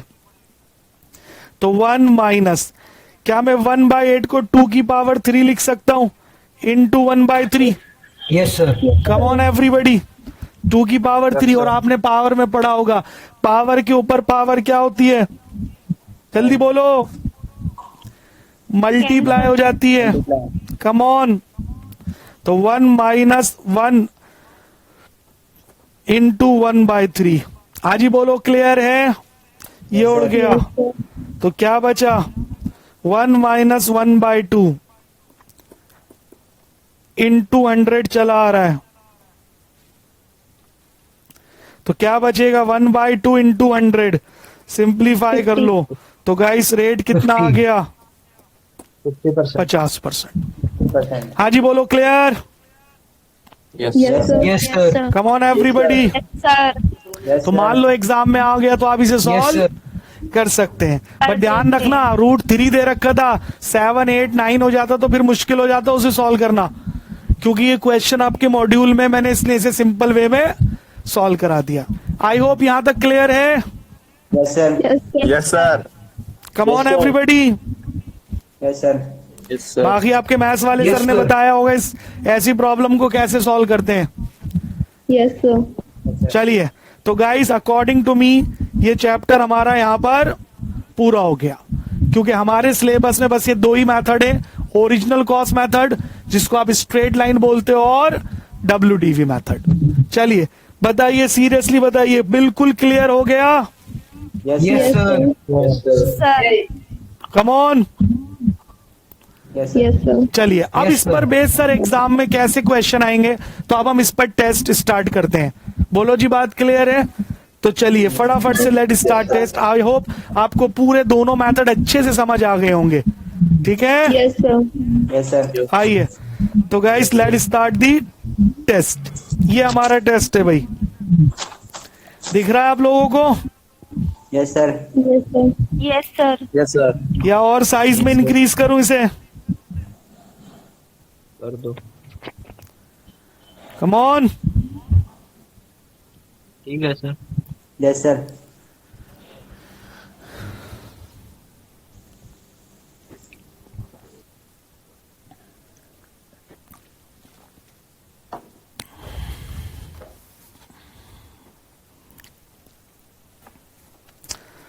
Okay everybody start doing the test. Question number 1 आप देख पा रहे होंगे, depreciation is a measure of the wearing out, consumption और other loss of value of depreciable asset arising from.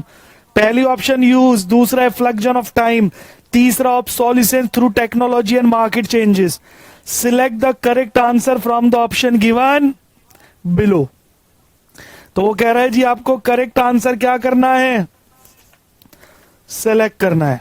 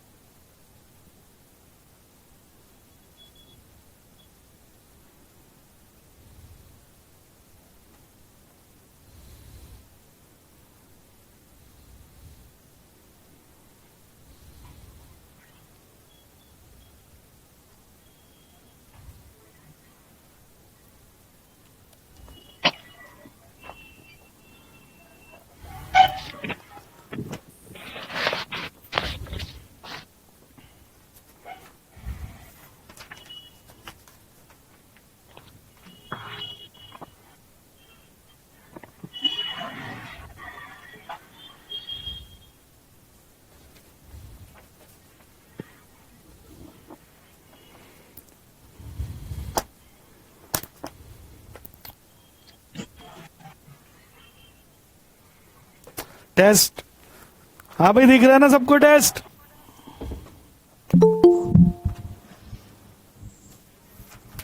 Yes, sir.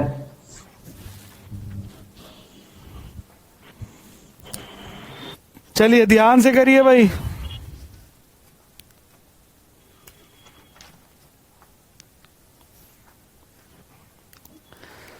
चलिए आपने आंसर लिख लिया होगा? Yes, sir. आइए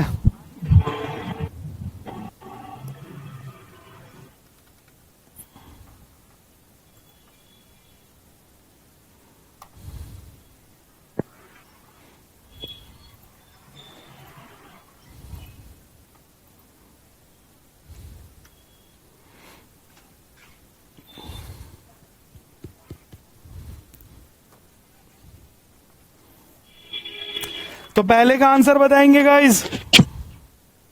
D. Sir, D. Come on, everybody. All of the above होगा, वो any of the above है। D is the right answer. तो पहले का आंसर कितना आएगा? Sir, D. sir, हाँ जी पलक Sir. बताइए। नंबर डी का all of the above होगा, वो any of ना the ना, above एनी लिखा का है। मतलब क्या है? उसने बोला है जी डेप्रिसिएशन का इसमें से क्या कारण होता है, तो ये भी होता है, ये भी होता है, ये भी होता है। वो बोला तीनों होते हैं इसमें से, that is the meaning. Okay, तो all all of of the the above above और होगा एनी ना? ऑफ द अबव का मीनिंग सेम ही निकलता है। चलिए question number 2, depreciation is a dash shrinkage in the book value of fixed asset, permanent, continuous, gradual, any of the above. D. Any of the above. D. Sir, D. Come on. D. चलिए D is the right answer. तो जो second question है उसका answer आएगा D. Third, depreciation is generally provided on current asset, fixed asset, loan and advances and the fixed liabilities. Sir B. आप अपने answer भी करते जाइएगा। B is the right answer, fixed asset. Next, depreciation is a proof of valuation, allocation, reduction, appreciation. Reduction. Come on,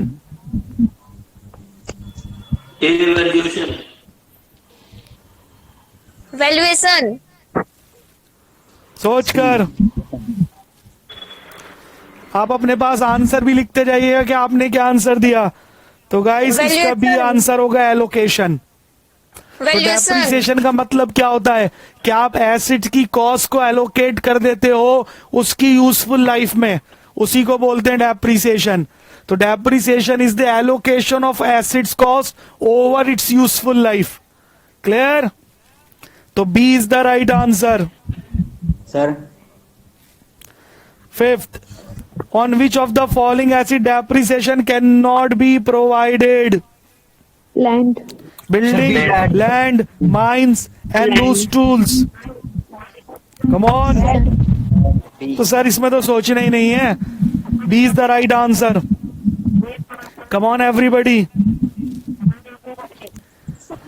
Next, sixth, depreciation is the fall in the dash of a fixed asset through physical wear and tear due to use or passage of time or from any other value. So value. Quality, value, either A or B, none of the above. So value. Value. Value, अरे depreciation क्या है? Paytm से निकला है। Paytm का मतलब क्या होता है? प्राइस, और प्राइस को ही हम क्या बोलते हैं? वैल्यू। ठीक है जी। आइए question number 7, amortization applies to current asset, wasting asset, intangible asset, none of. Intangible asset. Come on. Intangible asset. तो C is the right answer. कौन सी एसिड्स पर? Intangible assets. I hope everybody understood. Yes sir. चलिए question number 8, estimated sale value of the assets at the end of economic life is known as Written down value. purchase value, market value, written down value, residual value. आप अपना answer note कीजिए, then I will tell you कि what should be the right answer. So C. C. तो इसका answer होगा D, residual value. What is the right answer guys? Residual value. आइए, which of the following is our cause for providing depreciation? Obsolescence, depletion, passage, and all of the above. Come on everybody, अपना answer note करिए। D is going to be what? The right answer, all of the above. आइए 10th, the portion of acquisition of the cost of the acid yet to be allocated is known as WDV, accumulated value, residual value या फिर salvage value। सोच के जवाब देंगे। That is going to be good question।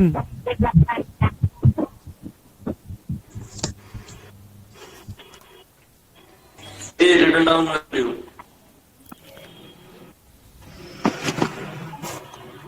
Written down value. हाँ जी guys, चलिए आपने आंसर नोट कर लिया होगा अपना। It should be written down value. वो कह रहा है वो वैल्यू जिसको अभी भी एलोकेट करना बाकी है, यानी आसान हिंदी में जिस पर अभी भी डेप्रिसिएशन लगाना बाकी है, तो उसको हम क्या बोलते हैं? WDV। ठीक है जी। Question number 11, which of the following is correct formula for charging depreciation under fix instalment method? Option से। हाँ जी, कौन सा सही फॉर्मूला है? Sir C. Sir A B C D। C. C sir C. सोचकर, जल्दबाजी नहीं। Sir C C. आपने अपना आंसर नोट कर लिया? तो गाइस इसका सही आंसर है C. Original cost minus scrap value upon life of the assets. आइए question number 12। An increase in the value of fixed asset is referred to appreciation. Depreciation, appreciation, market capitalisation, appreciation. Reserve, reverse depreciation. हाँ जी, you have note down your answer? Yes sir.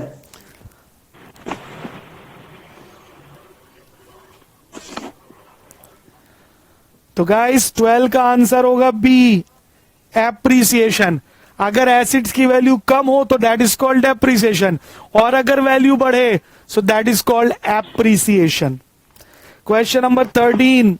Which of the following method is applicable in case of wasting assets? That is mine, quarries, oil well, etc. Inventory system of depreciation, machine hour rate, Depletion sum of the method. year digit, या depletion method. Depletion method. Depletion method. तो please put down your answer first.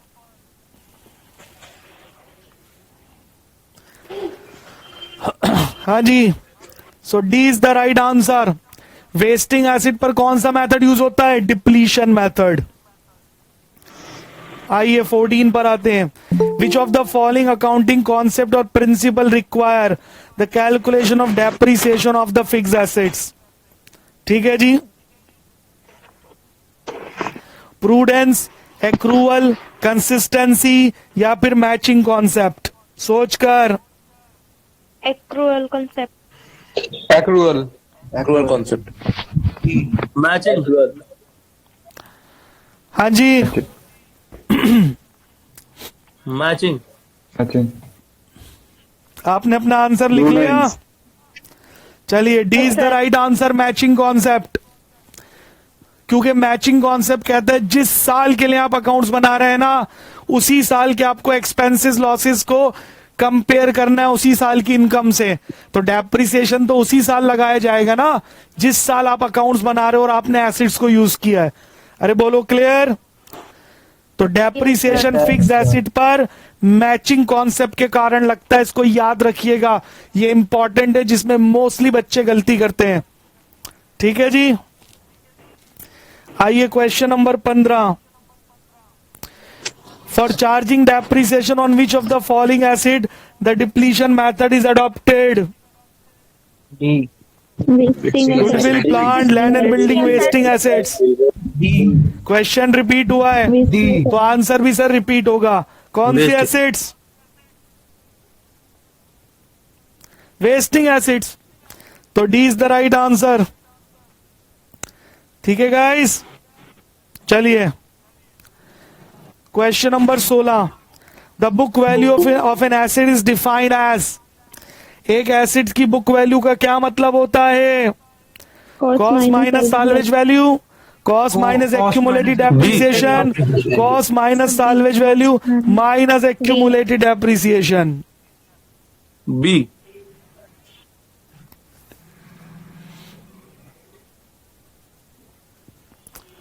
Come on sir, यही तो मैंने आपको बताया था।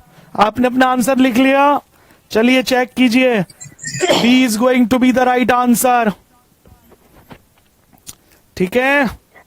Can you explain it? Cost minus depreciation is equal to book value. Accumulated depreciation का मतलब ही सेम डेप्रिसिएशन होता है। क्लियर है? तो cost minus depreciation is equal to book value, always remember. Which of the following is odd one? तो आपने देखा होगा ऑड वन आउट, बचपन में खेला भी होगा। Amortization, depletion, capitalization, depreciation. Odd one बताओ। capitalization. कैपिटलाइजेशन, क्योंकि सर ये सारे तो हमने पढ़े हैं, तो इसका राइट आंसर क्या होगा? कैपिटलाइजेशन। आइए question number 18, which of the following is odd one with reference to depreciation? Land, Land. Machine, furniture, Land. None of the Land. Above. Land. बहुत सिंपल है, लैंड। क्यों? Land. क्योंकि सर इस पे depreciation नहीं लगता। ठीक है, इंक्रीज होती है। चलिए अब क्वेश्चन नंबर 19 न्यूमेरिकल आ गया।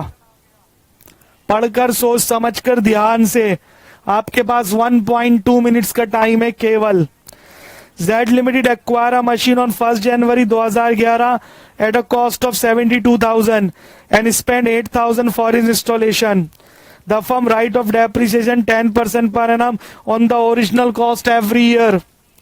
The books are closed on 31st December every year. Depreciation for first and second year as per fixed installment method will be rupees. तो read the question carefully. Sir B और C answer तो एक ही है। Sir B and C both. B and C both. तो जब दोनों same है तो किसी एक पर भी क्लिक कर दो। B. Option B. वैसे ही अलग होता है बट हमारी टाइपिंग थोड़ी सी एरर हो गया, बट डोंट वरी। हाँ जी, सॉल्व कर लिया आप लोगों ने। अब देखो, B is the right answer. Sir original cost 72,000, उसमें ऐड करो इंस्टॉलेशन 80,000, तो ओरिजिनल कॉस्ट 80,000 हो गई। 10% एप्रिसिएशन है 10,000, 80,000 का 10% सॉरी 8,000। और क्योंकि ये फिक्स इंस्टॉलमेंट मेथड है यानी ओरिजिनल कॉस्ट मेथड है, तो हर साल डेप्रिसिएशन क्या होगा? सेम होगा। तो चाहे वो फर्स्ट ईयर का हो, सेकेंड ईयर को, थर्ड ईयर को, इट वुड बी सेम। ठीक है, Yes, sir. चलिए 20th question. N limited purchase a machine on 1/1/2012 for 12,000, installation for 1,000, residual value after 5 year 500, depreciation is provided under SLM, depreciation का rate 10% है। Annual depreciation निकाल कर दिखाइए। 2500।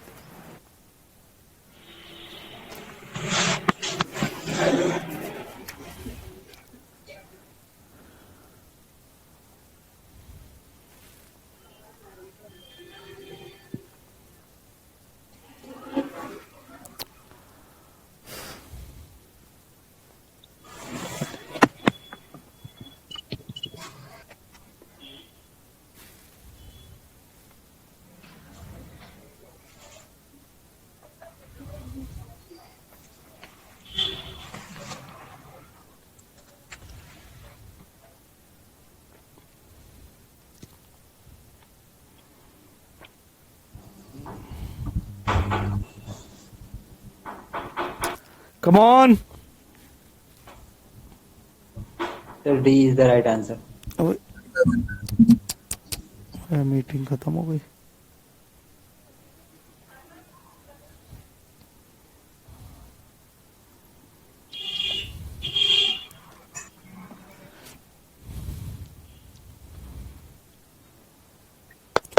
Guys आपको मेरी आवाज आ रही है ना? Yes sir. Yes sir. Yes, sir.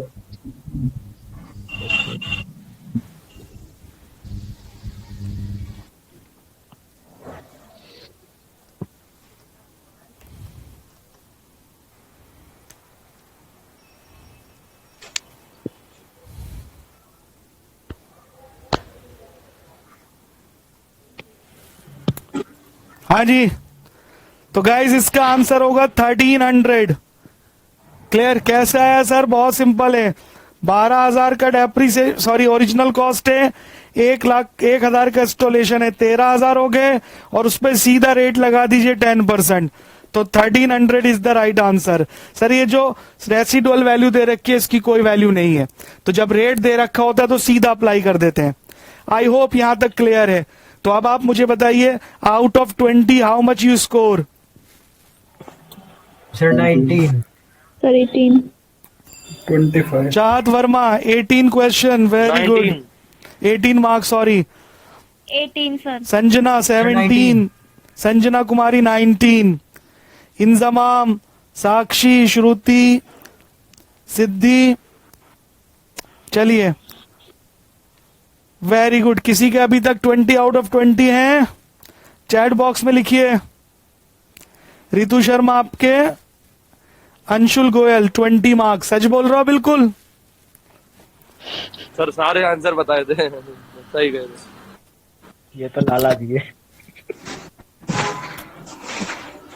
Okay guys, तो चलिए आज की क्लास को और आज के लाइव सेशन को हम यहीं पर समाप्त करते हैं. जो रेस्ट ऑफ द क्वेश्चन थे वो एज यूजुअल आपको मैसेज के थ्रू व्हाट्सएप पे ट्रांसफर कर दिए जाएंगे विद आंसर्स. तो आई होप गाइज आज का जो सेशन है वो फ्रूटफुल रहा होगा और डेफिनेटली वो आपकी एग्जाम में बहुत हेल्प करेगा. ओके गाइज, तो आज हम यहीं पर अपना सेशन वाइंड अप करते हैं. नेक्स्ट सेशन में आपके साथ मिलेंगे फिर एक और नए मजेदार चैप्टर के साथ. Till then take care, goodbye and enjoy. ठीक है जी, और साथ में पढ़ाई करते रहिए. चलिए guys, that's all. Ram Ram. Thank you sir. Thank you. Please आप चैट बॉक्स में लिखिए जो भी आप लिखना चाहते हैं. Write down in the chat box. Okay Sanjana, Siddhi, handwritten notes क्या? ये सारी रिकॉर्डिंग आप बार बार देख सकते हैं और नोट्स को उसको कॉपी कर सकते हैं. Vivek thank you. Okay, Priya Sharma thank you so much guys. Next session में आपसे फिर मिलेंगे. Till then enjoy.